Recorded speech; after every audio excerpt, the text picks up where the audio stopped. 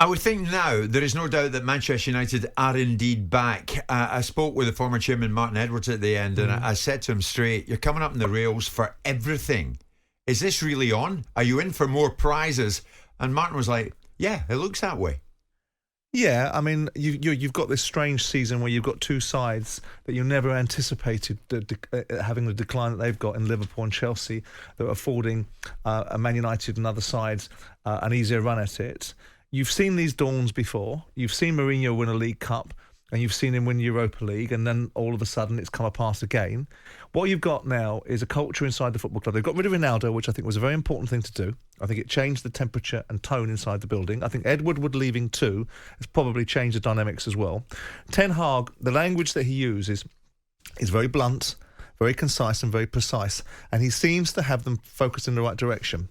Now, whether that translates into Manchester United being able to win a Premier League, Manchester United being able to compete in the Champions League again. It's one thing winning the League Cup, another thing winning the FA Cup.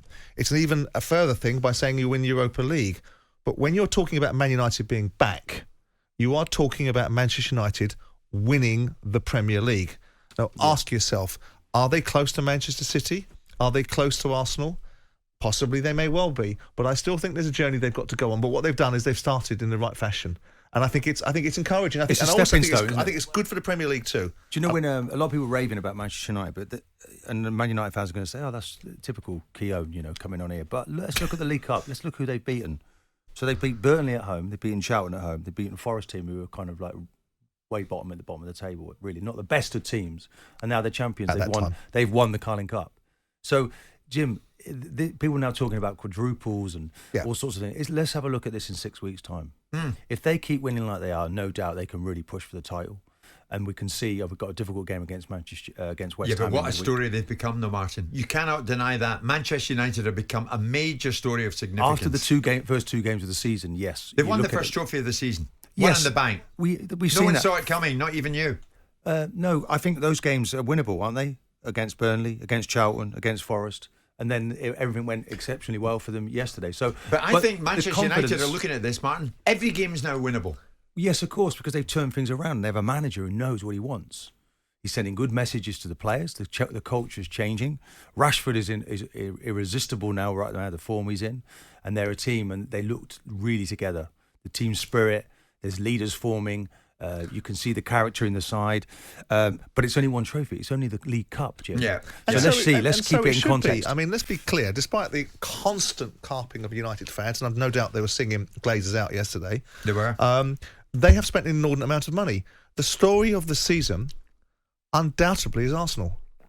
Arsenal are the story of the season. For him to have rebuilt this side and built it to a point where they're actually potentially going to win the Premier League. I think they might get nicked by Man City, but that's just me looking in my mind's eye thinking experience will trump the youth that Arsenal have got. But the team of the season for me are Arsenal. And the story of the season is Arsenal. Because the big noise in the Premier League is not League Cup, is who wins the Premier League. Man United were built in this era to win Premier Leagues. They haven't won a Premier League now for a third of the Premier League's existence, and that's in a straight line in 10 years. Yeah, so they've still got a way to go. All we ever hear is winning trophies breeds a winning mentality. But it didn't. Manchester United have thrown down the gauntlet. And that's fine, but it didn't post Mourinho. They won the League Cup. But this is different. Maybe, but we know in football that one thing that can... Isn't it, Simon? Because everything is...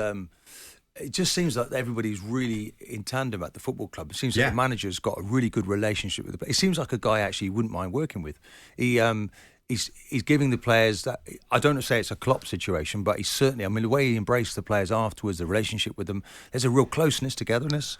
And winning breeds that, doesn't with it? a medal around their necks, they might take the steps they need. But I'm saying be cautious. Next 6 weeks, if they keep winning, then I think they can go after the title. But if not, then I think it's between Man City and Arsenal. But they're not. I mean, let's be honest about it. Whilst they're not a great side. They're a decent side. They're a good side. They're in good nick right now. They're in good form. But they're not an irresistible side. You don't look at them and go, no, but they're a results team, aren't they? They're a results team right now. But so many people are asking me to say to you, Martin, Rich is saying, Jim, say to Martin, can you not only beat what's in front of you? That's exactly what they're doing. Of course, but it's favourable, wasn't it? So I'm just saying, what have you had to do? 3-4 games and suddenly you've won a trophy. So they're going to cash in on that. And they're the sort of club to exploit that. And there's an aura now again, Jim, isn't there? Yes, And now the takeover is fantastic news. It seems to have freed up the fans to actually take part. I thought they were magnificent as well. Newcastle, I mean, incredible. Both sets of fans were supporters. magnificent. I'll speak more on this in the next part, because yesterday behind the scenes, I ended up speaking to Newcastle executive Amanda Staveley.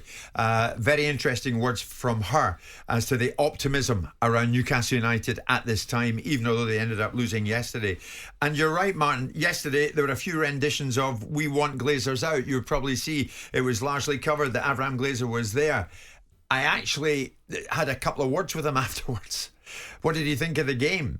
I didn't record it. And he's like, I enjoyed it. I really enjoyed it. Simon, it's as if they're shutting out the noise. It's as if they don't hear it, the Glazers. He comes here yesterday, watches it with a smile on his face, leaves with a smile on his face, as if it hasn't even got to him. So would you, if you bought a football club for 200 million quid and people talking about it being sold for 6 billion? You'd be sat there with a big grin like a demented Cheshire cat on your face. You'd be sat there with the fact of the matter is the team's winning the games again. You're back into a situation, you know, where you've got a manager in play and you've got your football club arguably being available to be bought for £6 billion when you pay 200 million quid for it. But would it not get to you if you knew that your very own fans, most of them, detest you? But they're not his fans. If he would turn around and say that they were his fans, it'd be an outrage. They'd say, you narcissistic swine. It's not your fans at all. It's the fans of the football club and the players and the manager and everybody but you. Yeah. The bottom line is the background noise to Glazers, they don't care about it. They do not care about it. You're not moved. You know, like this woman wasn't for turning. These people, these owners aren't for getting out until they get precisely what they want. Well, it certainly looks that way. Jim White and Simon Jordan.